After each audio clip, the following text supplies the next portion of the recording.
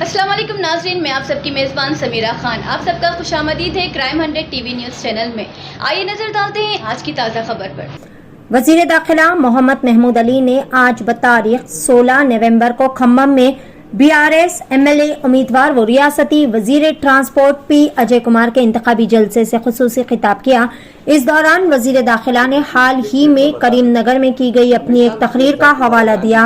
वजीर दाखिला ने अपनी तकरीर में महात्मा गांधी और चीफ मिनिस्टर के चंद्रशेखर राव का तकाबुल एक साथ किया था। इस दौरान हजरत उमर फारूक रजी अल्लाह तआला अन्हु के दौरे खिलाफत के अदल इंसाफ से मुतालिक गांधी जी के नजरिए को भी पेश किया था। चंद गोशों में ये गलत फहमी पैदा हो गई कि मोहम्मद महमूद अली ने हजरत उमर फारूक रजी अल्लाह तआला अन्हु के दौरे खिलाफत का रियासत तेलंगाना के नज़्म व नक्श से तकाबुल किया। वो इस बात का इन्होंने तबसरा करते हुए कहा कि किसी भी मुसलमान के फहमो गुमान में हरगिज भी ये बात नहीं आ सकती, लेकिन मीडिया का एक गोशा जो कि बीआरएस हुकूमत से काफी ज्यादा नाराज है, इस मामले को गलत अंदाज में पेश करने की कोशिश कर रहा है। मोहम्मद महमूद अली ने कहा कि वो खुलफाए राशिदीन का हद दर्जे तक एहतराम करते हैं और वो औलिया अल्लाह के और तमाम शहीदाई और मुतक़िद भी है। इन्होंने कहा कि बहैसियत मुसलमान कोई भी खुलफाए राशिदीन के दौर का किसी से भी हरगिज तकाबुल नहीं कर सकता। इन्होंने कहा कि मेरी तकरीर को तोड़ मड़ोड़ कर पेश करने की कोशिश की गई। हाँ, मेरे हिंदू भाइयों से सभी लोगों से कहता हूँ, कितनी तरक्की आई है तेलंगाना के अंदर। आप खुद इस बात का अंदाजा कर सकते हैं, हर आदमी जानता है। ये जो 9 साल 4 महीने की हुकूमत रही है, बहुत अच्छी हुकूमत रही है, बहुत अच्छी तरीके से डेवलपमेंट आया है, जिसमें सभी लोगों को तरक्की करने का मौका मिला है। चाहे वो मुसलमान भाई हो, चाहे एससी भाई हो, एससी भाई हो, बीसी भाई हो, अपर कास्ट हो, हर एक के लिए सीएम साहब ने कुछ ना कुछ किया है। इलेक्शन के टाइम पे तो बहुत से लोग आते हैं, अपनी अपनी बात करते हैं,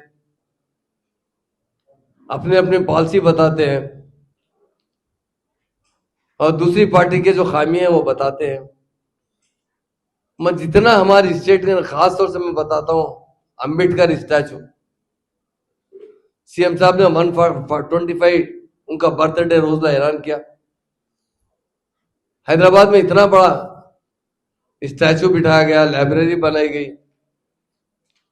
इतनी तहजीब जो हमारी गंगा जमुना तहजीब है, उसे हम कायम रखना चाहिए, इसी तरह हम जिस तरह तरक्की कर रहे हैं। और खास तौर से हमारे यहाँ पर मुस्लिम मीडिया के भाई भी है, मैं एक छोटी गुजारिश करना चाहता हूं। मैं करीम नगर में और एक बार एक जलसे में कहा था कि हिंदुस्तान जब आजाद होने के करीब था तो किसी शख्स ने गांधी जी से सवाल किया था, आप हिंदुस्तान कैसा तरक्की याफ्ता देखना चाहते हैं? तो गांधी जी चूंकि इस्लामी लिटरेचर से बहुत वाकिफ थे, उन्होंने कहा मैंने किताबों में पढ़ा हूं, उमर फारूक रजी अल्लाह अन्हु जो हमारे खलीफा थे, उनके दौरे हुकूमत में बहुत अच्छा एडमिनिस्ट्रेशन था, इंसाफ हुआ करता था। उसी तरह का हिंदुस्तान देखना चाहता हूं मैं, तरक्की याफ्ता। मैंने इसके साथ कहा कि हमेशा भी कहते रहता हूं कि एक तो महात्मा गांधी है, जो महात्मा गांधी है जिसे हम याद करते हैं, जो हिंदुस्तान को आजादी दिलाए। अब किसी वजह से वो जिंदा नहीं रहने की वजह से आज हिंदुस्तान के हालात खुद बिगड़ चुके हैं। वो रहते होते तो हिंदुस्तान बहुत आगे बढ़ता था। उसके बाद तेलंगाना के जो केसीआर साहब है, उन्हें भी हम महात्मा कहते हैं, वो भी तेलंगाना को तरक्की दिला रहे हैं। अब एक मीडिया वालों ने वो बीच का वर्ड को थोड़ा सा हटा के उमर फारूक रजी अल्लाह से जोड़ा। मैं कहता हूं, हम किस तरह जरूरत कर सकते हैं उमर फारूक रजी अल्लाह अन्हु के किसी से मिसाल देने की? तो मीडिया जो कि वो हमारे साथ जरा नाराज है, वो कुछ कर दिए उन्होंने गोलमाल, वो लोग देख रहे हैं, हमारे उलमा भी देख। मुझे बड़ा दुख भी हुआ है, मुझे आंख में आंसू आ चुके कि मैंने क्या बोला, लोग ने क्या सोचा। फिर भी मीडिया के तमाम भाई है, मैं तमाम लोगों से अगर वो कहीं भी अगर ऐसी मुझसे भूल चूक होती है या किसी वजह से किसी को तकलीफ है तो मैं दिल की गहराई से उनसे माफी चाहता हूं। आप मुझे माफ कर दीजिए अगर आप समझते हैं, पर मेरे दिल में खुलफाए राशिदीन हो उनका तो बड़ा एहतराम है, और वैसे हमारे औलिया अल्लाह हो। मैं भी बुजुर्गों का बड़ा शहदाई हूं। मैं खुद भी एक हमारे हैदराबाद में एक सलाहुद्दीन बाबा बुजुर्ग रहते थे, मैं हमेशा जाकर उनकी जिंदगी में भी दुआ लेता था, मरने के बाद भी, उनके इंतकाल के विसाल के बाद भी उनके मज़ार शरीफ जाता हूं। मैंने जो मेरी तनख्वाह मिलती थी उसमें से बराबर थोड़े थोड़े पैसे रखकर वो दरगाह को अच्छी तरीके से बनाया हूं, जिसके लिए 20-25 लाख का खर्चा है। मैं छोटी सी 1 मिनट में बता देता हूँ। हमेशा हम सीएम साहब को जरा गांधी जी से ताबीर करते हैं, क्योंकि मेरी नानी कहा करते थे जब गांधी जी को गोली मारी गई तो मुसलमानों के घरों में रोमराट था, खाना नहीं पका था, क्योंकि गांधी जी बड़े सेकुलर थे। किताबों में आप पढ़े हैं ना, और गांधी जी इस्लामी कल्चर से बहुत अच्छा वाकिफ थे। हिंदुस्तान आजाद होने से कुछ दिन पहले एक शख्स ने गांधी जी के पास आया, जर्नलिस्ट, और आजादी में सबसे ज्यादा अगर कटे हैं तो मुसलमान कटे। ये मैं नहीं कहता हूँ, गेटवे ऑफ इंडिया पे जो नामा हमने लिखे, हिंदुस्तान आजाद होने के बाद हमारे हिंदुस्तान की हुकूमत ने लिखी है, 80% नाम तो मुसलमानों के, उलमाओं के नाम। तो उनसे गांधी जी से सवाल किया, गांधी जी मौलाना अबुल कलाम साहब की बहुत इज्जत करते थे, तो पूछा कि आप हिंदुस्तान कैसा देखना चाहते हैं।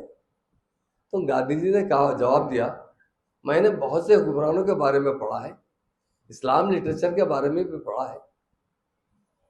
उमर फारूक रज़ी अल्लाह अन्हु के ज़माने में जो इंसाफ हुआ करता था, जिस तरह की हुकूमत थी, उसी तरह की हुकूमत मैं हिंदुस्तान में देखना चाहता। ये काम है।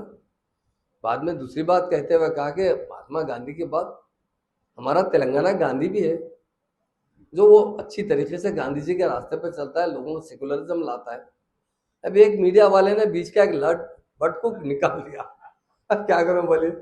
मैं फिर भी तो मुफ्ती साहब से बात किया, मैं अजय भाई के प्रेस कॉन्फ्रेंस में सारे हिंदुस्तान के, मेरे स्टेट नहीं कि उसने सारे हिंदुस्तान के मुसलमानों से इस गलत फहमी के लिए मैं खुद माफी चाह रहा हूँ, क्योंकि माफी चाहना ही अल्लाह ताला को पसंद है। और उधर से एक बात पूछता हूँ, हमारे मुफ्ती हजरात है, हमारे मुफ्ती हजरात के चप्पल के धूल के बराबर भी हम नहीं है, कसम से कहता हूँ। तो खुलफाए राशिदीन के मुकाबले में किसी कर सकते सर? सारी दुनिया के सर काट के रख देंगे, उनके खत्मों में तो कम है। अब एक शख्स ने इलेक्शन का टाइम है जो दूसरी पार्टी को सपोर्ट कर रहा है, और क्या करा, उसमें से कटिंग करके, क्योंकि हमारे सीएम साहब के बारे में कुछ गलत फहमी डालने के लिए कुछ, और असद साहब के बारे में डालने के लिए एक वीडियो डाल दिए थे वो साहब। तो मेरे बेटे ने सख्ती से कहा, और एक बात मैं बोलना भी चाहता हूँ हमारे उलमा से, हमारी गर्दन भी कट जाएगी तो हम बीजेपी में नहीं मिलेंगे। ये कांग्रेस वाले रूमर्स फैला रहे, क्यों मिलेंगे बताइए। मोदी साहब आके कहते हैं नहीं बोलना चाहिए, जगह है क्योंकि सियासी नहीं है, कि केसीआर साहब मेरे से पूछ रहे हैं कि केटीआर को चीफ मिनिस्टर बनाएंगे। अरे विजय साहब के वैसे लोग आ रहे तो बना देते, एमएलए तायद करे तो बना देते, पीएम से तायद लेना है क्या बोलिए।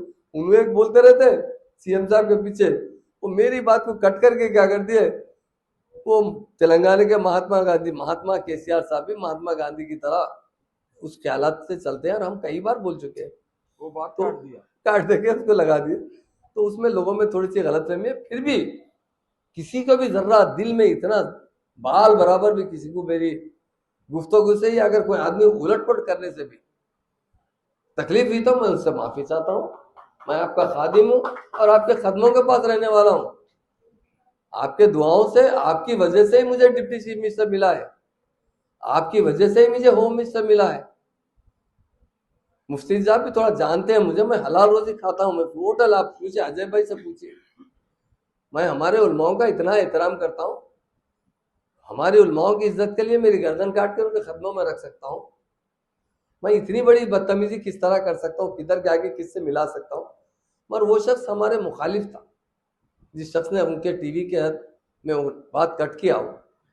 अब उसके बाद से हमारे लोग तो जो है थोड़ा सा जल्दी चले जाते, जल्दी तो लोगों में, तो मैं इसलिए मैं पहले जब खम्बम में आया, चूंकि हैदराबाद में नहीं था, मुफ्ती साहब से रास्ते में बात किया, अपना मुफ्ती साहब, हमारे उलमाओं के सामने, हमारे मुफ्तियों के सामने हम अपना सर भी कलम करके रख सकते हैं। ये तो खुलफाए राशिदीन तो बहुत बहुत बड़ी बात है। इनका क्या, उनके बारे में कभी केसीआर साहब को सोच सकते हैं उनके बारे में मिला में? ये नाउज बिल्ला, ये हम पे वो बीच का टुकड़ा कट कर दिया गया, कट करते क्या हुआ, उधर की दवा इधर मिल गई। तो अजब है कि ऑफिस में मैं भी माफी चाह लिया हूँ, और फिर और एक बार भी, क्योंकि यहाँ के मुफ्ती हजरात है, मैं माफी चाहता हूँ। इंशाल्लाह बहुत अच्छा रहेगा। अजय भाई के साथ में